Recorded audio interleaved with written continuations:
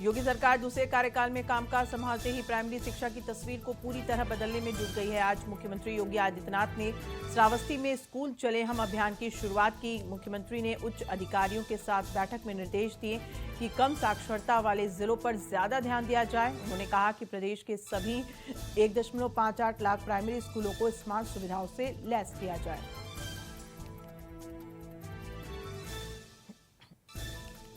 उत्तर प्रदेश के मुख्यमंत्री योगी आदित्यनाथ ने आज से लखनऊ के सरकारी आवास 5 कालिदास मार्ग पर जनता दरबार फिर से शुरू किया। इससे आम आदमी अपनी शिकायत सीधे मुख्यमंत्री के पास पहुंचा रहे हैं। मुख्यमंत्री आवास पर लगने वाले जनता दरबार में वैसे तो सीएम योगी हर दिन 9 बजे से लोगों से मिलकर उनकी बातों को सुनते हैं, लेकिन अगर वो मौजूद नहीं है तो किसी मंत्री को इस काम में लगाया जाता है। मुख्यमंत्री की गैर मौजूदगी में राज्य के मंत्री अजीत पाल और बलदेव सिंह औलख जनता दरबार में शामिल होंगे।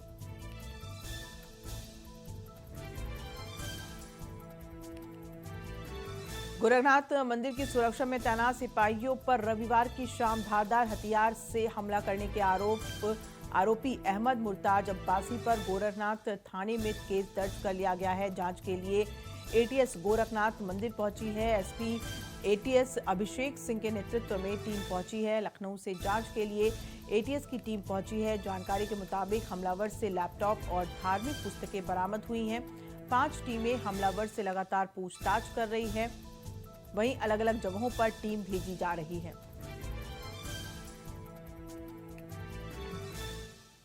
रायबरेली के जगतपुर थाना क्षेत्र के पूर्व विजय सिंह मजरे पूरब गांव में बाबा का बुलडोजर चला है। कब्जा करने वाले अवधेश सिंह ने सरकारी जमीन पर कोठरी बनाई थी, जिसकी शिकायत मिलने के बाद तहसील प्रशासन ने कब्जा हटवाया है।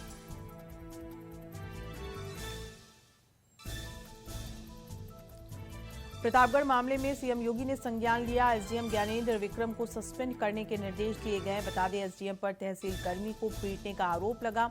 एसडीएम ज्ञानेंद्र विक्रम पर हत्या का केस दर्ज किया गया है।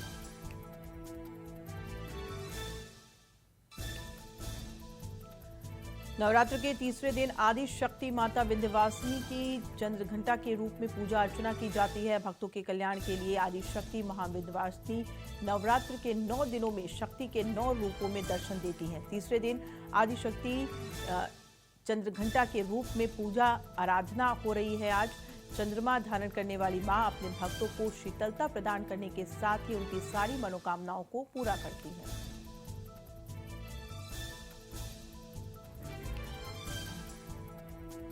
पाकिस्तान में संसद भंग हो चुकी है। अब चुनाव के बाद ही स्थायी प्रधानमंत्री का चयन हो सकेगा। हालांकि केयर टेकर पीएम चुने जाने तक इमरान खान ही प्रधानमंत्री के पद पर रहेंगे। इसको लेकर राष्ट्रपति कार्यालय से आदेश जारी किया गया है। संसद भंग मामले में सुप्रीम कोर्ट आज सुनवाई करेगा। इससे पहले संयुक्त विपक्ष की ओर से मांग की गई है कि मामले की सुनवाई फुल बेंच करे। विपक्ष का कहना है कि उन्हें उम्मीद है कि कोर्ट संविधान के साथ खड़ी रहेगी।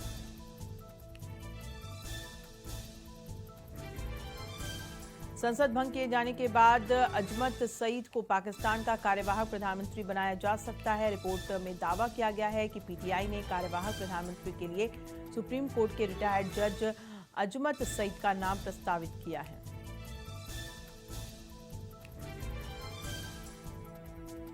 इमरान खान आज एक बार फिर से जनता से बात करेंगे। दोपहर करीब 3:30 बजे वो जनता से फोन से बात करेंगे और उनके सवालों के जवाब देंगे। सीनेटर फैसल जावेद ने बताया कि इमरान खान और जनता के बीच बातचीत का टेलीविजन और रेडियो पर सीधा प्रसारण किया जाएगा। पाकिस्तान के पूर्व प्रधानमंत्री और पाकिस्तान मुस्लिम लीग नवाज के सुप्रीमो नवाज शरीफ के लंदन स्थित कार्यालय पर रविवार रात हमला हुआ। इस हमले में 3 लोगों के घायल होने की खबर सामने आई है। ये नवाज पर 24 घंटे के अंदर दूसरा हमला है।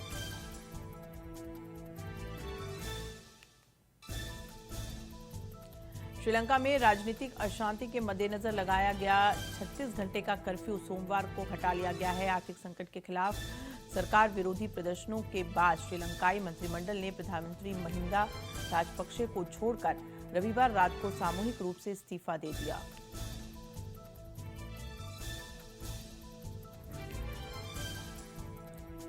राज्य के मंत्रियों के इस्तीफे पर फैसलों को अंतिम रूप दिया जाना बाकी है। राष्ट्रपति गोटाबाया राजपक्षे और प्रधानमंत्री सरकार के भविष्य के बारे में फैसला करेंगे। श्रीलंका के प्रधानमंत्री महिंद्रा राजपक्षे आज विशेष बयान जारी कर सकते हैं।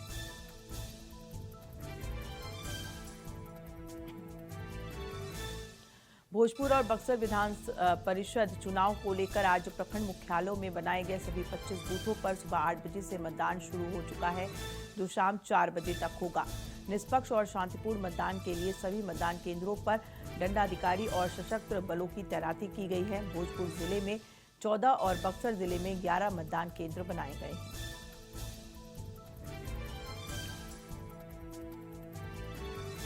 बिहार विधान परिषद को लेकर पटना में भी मतदान जारी है। इस मतदान में पटना के कुल 5,275 मतदाता 6 उम्मीदवारों की दावेदारी को तय करेंगे। मतदाता के रूप में वार्ड मेंबर, पंचायत समिति सदस्य, मुखिया, जिला परिषद सदस्य, नगर निकाय के प्रतिनिधि, विधायक, विधान पार्षद और सांसद हैं। पटना स्थानीय प्राधिकार निर्वाचन क्षेत्र के लिए कुल 23 मतदान केंद्र बनाए गए हैं।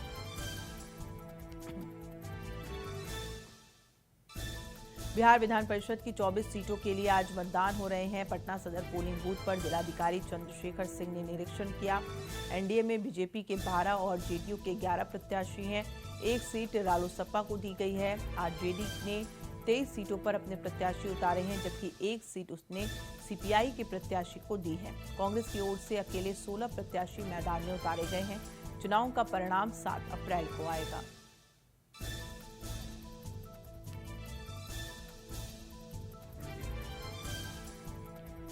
गया जिला के सभी प्रखंडों में बिहार विधान परिषद का चुनाव हो रहा है। सभी जनप्रतिनिधिगण अपने अपने मत का इस्तेमाल कर रहे हैं। मतदान केंद्र पर बिल्कुल शांति व्यवस्था के साथ चुनाव कराया जा रहा है। साथ ही मतदान करने वाले जनप्रतिनिधियों के लिए पुख्ता इंतजाम किए गए हैं। वहीं बोधगया में कुल 225 मतदाता हैं।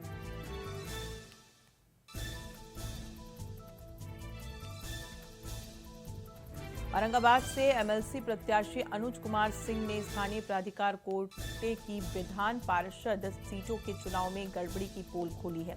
अनुज कुमार सिंह ने इशारों में कहा कि स्थानीय प्राधिकार के एमएलसी चुनाव में पहले वोटिंग में क्या होता रहा है ये सब जानते हैं और हम भी जानते हैं, लेकिन संतोष की बात है कि यहाँ ऐसा कुछ नहीं हो रहा है।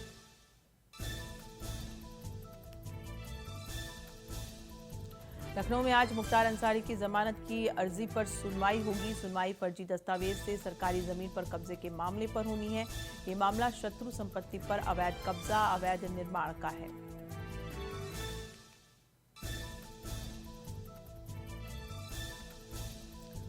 बीजेपी में शामिल होने की अटकलों के बीच प्रगतिशील समाजवादी पार्टी प्रमुख शिवपाल यादव पर भगवा रंग चढ़ने लगा है। शिवपाल सिंह यादव ने आज सुबह ट्वीट कर रामायण की चौपाई के साथ भगवान राम को परिवार, संस्कार और राष्ट्र निर्माण की सर्वोत्तम पाठशाला बताया है। शिवपाल यादव की ओर से इसे भाजपा में जाने का एक और संकेत माना जा रहा है।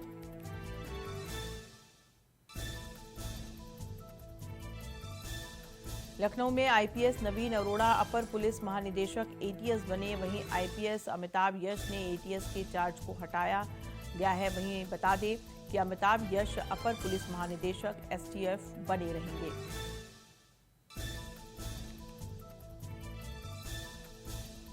मुरादाबाद में इंडिया वॉइस की खबर का असर हुआ है। गालीबाज एसडीएम बिलारी घनश्याम वर्मा के खिलाफ जांच शुरू हो गई है। जिलाधिकारी शैलेंद्र कुमार सिंह ने मामले में संज्ञान लेते हुए जांच के आदेश दिए हैं। इसी के साथ ही राशन डीलर रिजवान के खिलाफ मुकदमा दर्ज करने की भी बात सामने आई है।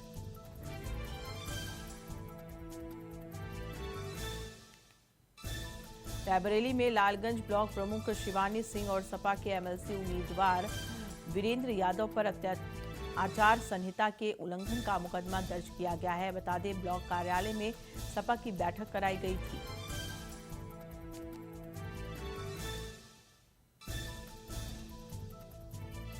बुलंदशहर में उज्जीवन स्मॉल फाइनेंस बैंक लूट की वारदात के 36 घंटे के अंदर बुलंदशहर पुलिस और बैंक लुटेरों के बीच मुठभेड़ हो गई। लुटेरों ने खुद को घिरता देख पुलिस पर कई राउंड फायरिंग की, जिसके चलते पुलिस को भी गोली चलानी पड़ी। पुलिस की गोली से तीनों बैंक लुटेरे घायल हो गए। घायल लुटेरों का जिला अस्पताल में इलाज जारी है। एसएसपी बुलंदशहर के मुताबिक गिरफ्तार बदमाश रवि चौधरी, चिराग अहलावत और सागर त्यागी हैं।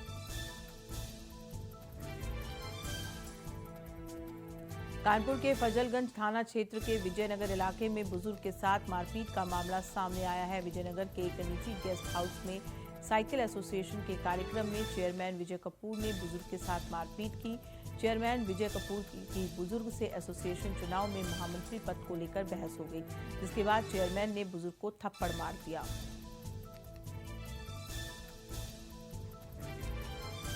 नोएडा थाना फेज 3 के ट्रांसपोर्ट नगर और ग्रीनिक के थाना बादलपुर क्षेत्र में चेकिंग के दौरान हुई मुठभेड़ में 4 बदमाश गोली लगने के बाद घायल हो गए, जबकि 5 को गिरफ्तार किया गया। वहीं इनका एक साथी फरार हो गया, जिसके लिए नोएडा पुलिस कॉम्बिंग कर रही है। वहीं इनके पास से 4 पहिया वाहन, अवैध असलाहा समेत जिंदा और खोखा कारतूस बरामद किए गए हैं।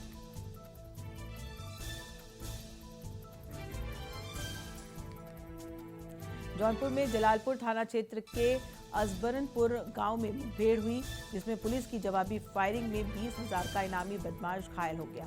घायल बदमाश को अस्पताल में भर्ती कराया गया।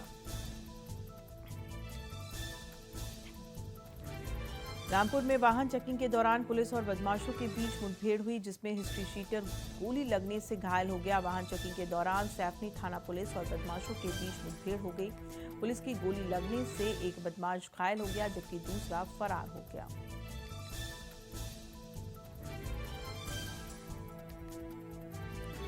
ग्रेटर नोएडा में सूरजपुर कलेक्ट्रेट मुख्यालय पर तहसील और कलेक्ट्रेट के कर्मचारियों ने मिलकर मुख्यालय पर तालाबंदी की। कर्मचारियों में नाराजगी है। प्रतापगढ़ में एसडीएम ने लाठी डंडों से पीट कर नायाब नाजिब को मौत के घाट उतार दिया था, जिसको लेकर कर्मचारियों में नाराजगी है।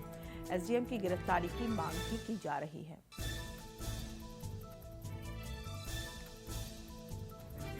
5 अप्रैल से राष्ट्रीय स्वयंसेवक संघ की चिंतक बैठक की शुरुआत होगी। बता दें 5 अप्रैल से 11 अप्रैल तक बैठक चलेगी। आज देहरादून पहुंचेंगे आरएसएस प्रमुख मोहन भागवत। रायवाला के आरोवैली आश्रम में बैठक का आयोजन किया गया है। आगामी 20 साल की कार्य योजना पर मंथन होगा।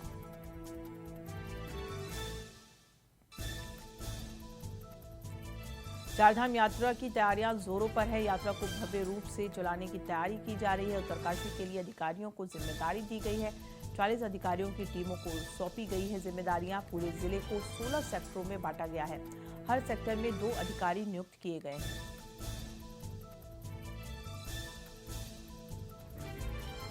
केदारनाथ धाम के लिए बुकिंग शुरू हो चुकी है। आज से हेली सेवा की ऑनलाइन बुकिंग शुरू की जा चुकी है। यूकाडा की तरफ से सभी तैयारियां पूरी है। GMVN की साइट पर टिकटों की बिक्री होगी। बता दें 3 मई से शुरू होने जा रही है चारधाम यात्रा।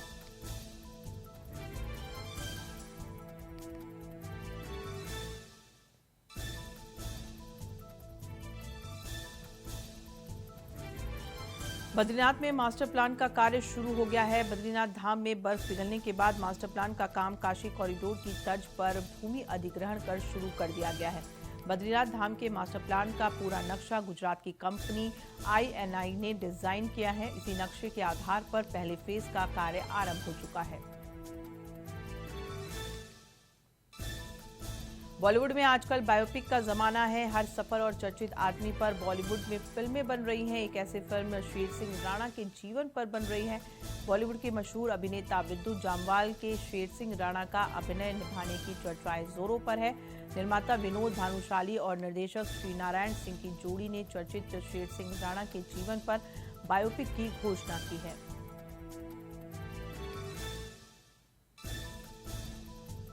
गुजरात के सरकारी डॉक्टर और प्रोफेसर आज फिर से अनिश्चितकालीन स्ट्राइक पर हैं। सूरत, न्यू सिविल, राजकोट, गांधीनगर, वडोदरा, अहमदाबाद समेत पूरे गुजरात के सिविल अस्पताल के डॉक्टर प्रोफेसर अनिश्चितकालीन स्ट्राइक कर रहे हैं। ग्रेड पे, वेतन समेत विभिन्न मुद्दों पर स्ट्राइक हो रही है। डॉक्टरों की स्ट्राइक से कई सेवाएं बाधित हो रही हैं। हड़ताल पर अमरनाथ तीर्थयात्रियों के प्रमाणन और योजना सर्जरी पर बड़ा असर पड़ेगा।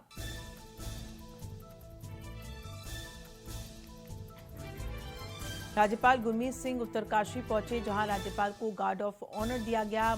मातली में पुलिस ने गार्ड ऑफ ऑनर दिया।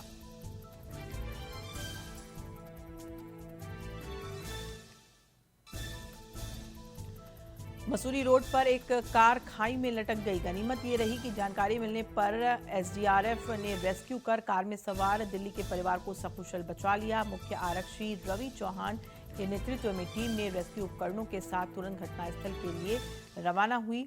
एसडीआरएफ टीम के घटनास्थल पर पहुंचने के बाद स्विफ्ट कार में सवार एक पुरुष और एक महिला को बचाया गया। मुजफ्फरनगर के एनएच 77 पर सड़क हादसे में बाइक सवार की मौत के बाद आक्रोशित लोगों ने सड़क जाम कर पुलिस वैन में आग लगा दी। मौके पर SSP Jayant Kant, DSP town और डीएसपी ईस्टवे के साथ काफी संख्या में पुलिस बल पहुंची। अहियापुर थाना क्षेत्र के झपहा ओपी के पास ट्रक और बाइक की टक्कर में बाइक सवार की मौत हो गई थी। इसके बाद स्थानीय लोग काफी आक्रोशित थे। कई थानों की पुलिस ने लाठीचार्ज कर उपद्रवियों को खदेड़ा। कुछ लोगों को गिरफ्तार भी किया गया।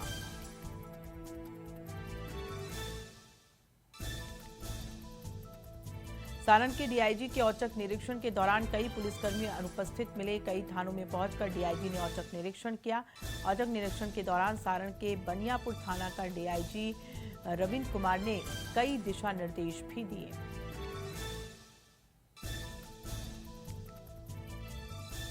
धनकाड़ा में मकान निर्माण के दौरान दो पक्षों में लाठी डंडे से हुई मारपीट में एक शख्स की मौत हो गई। मृतक की पत्नी प्रतिमा देवी ने बताया कि धनखाड़ा में मारपीट के दौरान उसके पति वकील राम की मौत हो गई। मौके पर पहुंची धौड़ाड पुलिस ने सदर अस्पताल सासाराम में इलाज के लिए युवक को लाई, जहां चिकित्सकों ने उसे मृत घोषित कर दिया।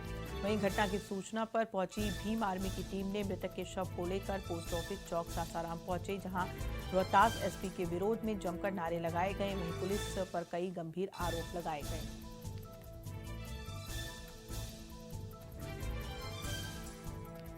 भागलपुर में अकबर नगर थाना क्षेत्र के मकनपुर गांव के वरदान राय के अपहरण हुए बेटे शुभम कुमार की हत्या कर दी गई। इंग्लिश चिचरौन पंचायत के कटेलिया बहियार में उसका शव मिला। शव को जलाने की कोशिश की गई और गड्ढा खोदकर दफना दिया गया। चप्पल और टी-शर्ट से शव की पहचान हुई। शुभम का 28 मार्च को अपहरण किया गया था।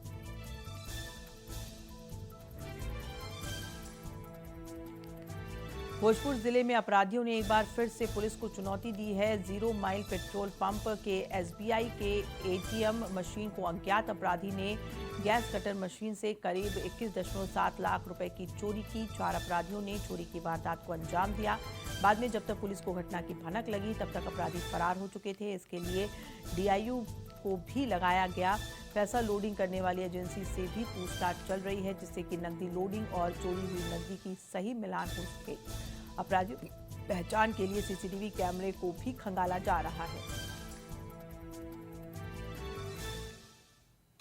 गया शहर के मार्केट में पीढ़ी दर पीढ़ी 60 सालों से मुस्लिम परिवार के लोग रामनवमी का झंडा बनाकर गंगा जमुना की तहजीब का संदेश दे रहे हैं। गया मार्केट के बुजुर्ग दर्जी मोहम्मद राशिक ने बताया कि यहां गया शहर के अलावा धोबी, शेरघाटी, बाराचट्टी, झारखंड के कोडरमा, हजारीबाग से रामनवमी पर झंडे बनाने का ऑर्डर आता है।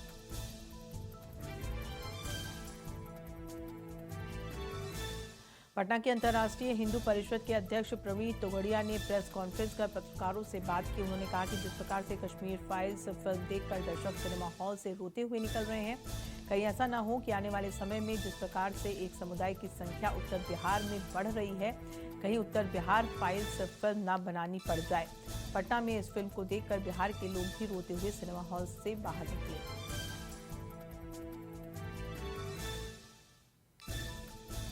इंडो नेपाल सीमा उत्पाद विभाग और एसएसबी की संयुक्त टीम ने शराब तस्करों पर अंकुश लगाने के लिए संयुक्त ऑपरेशन चलाया। टीम ने 2.5 घंटे तक तकरीबन 12 किलोमीटर गंडक नदी, जंगल और सीमाई रिहायशी इलाकों में सघन छापेमारी की और साथ ही कई बस्तियों में लोगों को शराबबंदी कानून को सफल बनाने हेतु जागरूक किया। इस दौरान टीम के दर्जनों सदस्यों ने 2.5 घंटे तक 12 किलोमीटर पैदल गश्त की। वहीं एसएसबी 21 बटालियन के सीवाई कंपनी के सहायक कमांडेंट ऋषिकेश कुमार ने बताया कि भारत नेपाल सीमा पर किसी भी तरह के तस्करी पर अंकुश लगाने और शराब तस्करी को रोकने के उद्देश्य से ये संयुक्त गश्त की गई है।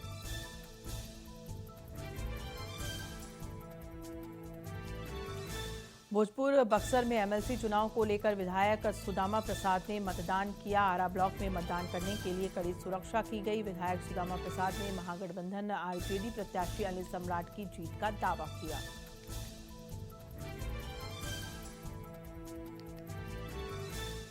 आगामी रामनवमी को देखते हुए बोकारो पुलिस सभी तैयारियों को चुस्त दुरुस्त कर रखना चाहती है। इसी को लेकर बोकारो के सेक्टर 12 की पुलिस लाइन में तैयारियों को लेकर मॉक ड्रिल की गई, जिसमें सभी प्रकार के संसाधनों का इस्तेमाल कर फ्रंट लाइन अफसरों और कर्मियों को दिखाया गया।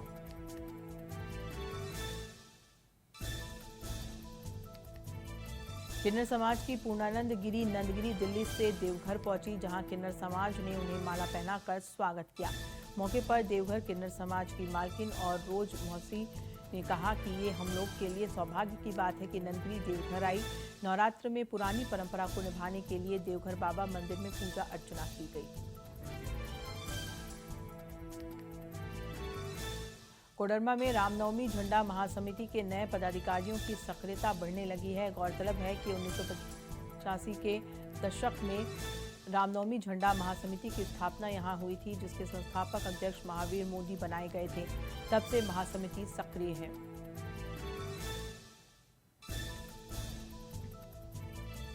रामनवमी के जुलूस और अष्टमी की पूजा की तैयारियों को लेकर राम भक्तों ने सनातन महापंचायत की बैठक बुलाई। बैठक में महावीर मंडल के पूर्व अध्यक्षों, रांची अखाड़ाओं के अध्यक्ष और दुर्गा पूजा समितियों के सदस्यों ने भाग लिया। वहीं बैठक के बाद सभी ने एक सुर में कहा कि सभी आयोजक समितियों में कोरोना के कारण दूरी हो गई थी।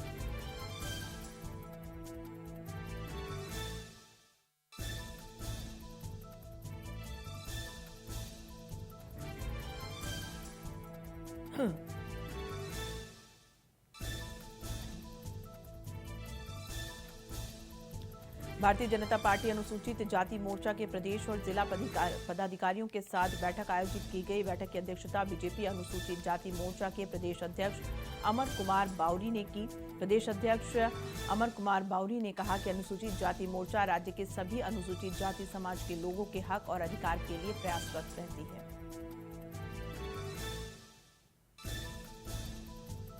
यूथ कांग्रेस के संगठन को मजबूत करने को लेकर प्रदेश युवा कांग्रेस का बुनियादी प्रशिक्षण शिविर पिछले 2 दिनों से रांची में चला। वहीं प्रशिक्षण शिविर में भाग लेने वाले युवा कांग्रेस के राष्ट्रीय अध्यक्ष श्रीनिवास बीवी भी रांची पहुंचे।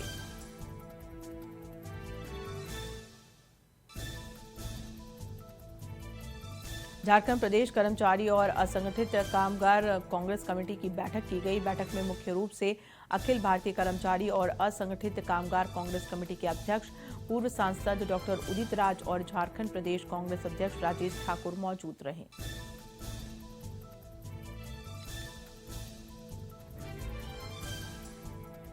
आज शेयर बाजार की शुरुआत जोरदार बढ़त के साथ हुई। एक ओर जहां बीएसई का सेंसेक्स सूचकांक 839 अंक की तेजी लेते हुए 60,000 के पार खुला, वहीं एनएसई के निफ्टी सूचकांक ने भी तेजी के साथ 17,800 के स्तर पर कारोबार शुरू किया। सोने का दाम एमसीएक्स पर 0.25% गिरकर 51,475 रुपये प्रति 10 ग्राम पर आ गया है। वहीं चांदी के भाव में 0.23% की कमी आई है। इसके बाद चांदी का भाव टूटकर 66,582 रुपये प्रति किलोग्राम पर पहुंच गया है। पेट्रोल डीजल की कीमतों में आज भी इजाफा हुआ है। दिल्ली में पेट्रोल की कीमत अब 103 रुपये 81 पैसे प्रति लीटर हो गई है, जबकि डीजल की दरें बढ़कर 95 रुपये 60 पैसे प्रति लीटर हो गई है। कोलकाता में पेट्रोल की कीमत अब 113 रुपये 45 पैसे प्रति लीटर हो गई है, जबकि डीजल की दरें 98 रुपये 22 पैसे प्रति लीटर बिक रही है। विश्व के सबसे प्रतिष्ठित म्यूजिकल अवार्ड ग्रैमी अवार्ड्स का आयोजन लॉस वेगास के एमजीएम ग्रेट गार्डन एरिना में हो रहा है। लॉस वेगास में चल रहे इस रंगारंग समारोह में song leave the door open ने इस साल का ग्रैमी अवार्ड जीता है। ये सॉन्ग कंपोज किया है चर्चित अमेरिकी सिंगर ब्रूनो मार्स और एंडरसन पार्क ने, जिन्हें सिल्क सोनिक भी कहा जाता है।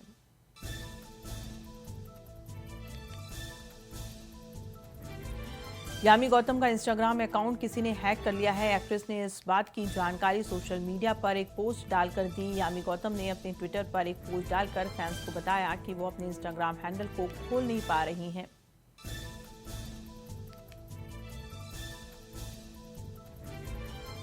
सोनम कपूर जल्द ही मां बनने जा रही हैं। सोनम ने 21 मार्च 2022 को इस खुशखबरी को फैंस के साथ शेयर किया था। वहीं अब एक्ट्रेस बेबी बम्प फ्लॉन्ट करती हुई प्रेगनेंसी फोटोशूट करवाती नजर आई हैं।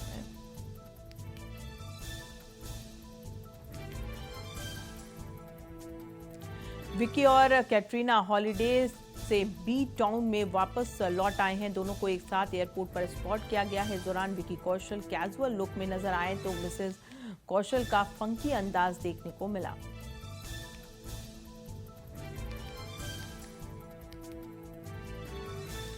कॉमेडियन भारती सिंह और हर्ष के घर खुशखबरी आई है। भारती ने बेटे को जन्म दिया है। उन्होंने सोशल मीडिया पर पोस्ट शेयर करके इस बात की जानकारी दी है। भारती और हर्ष को इस दिन का बेसब्री से इंतजार था। भारती ने हर्ष के साथ एक फोटो शेयर की। उन्होंने फोटो शेयर करते हुए लिखा, लड़का हुआ है।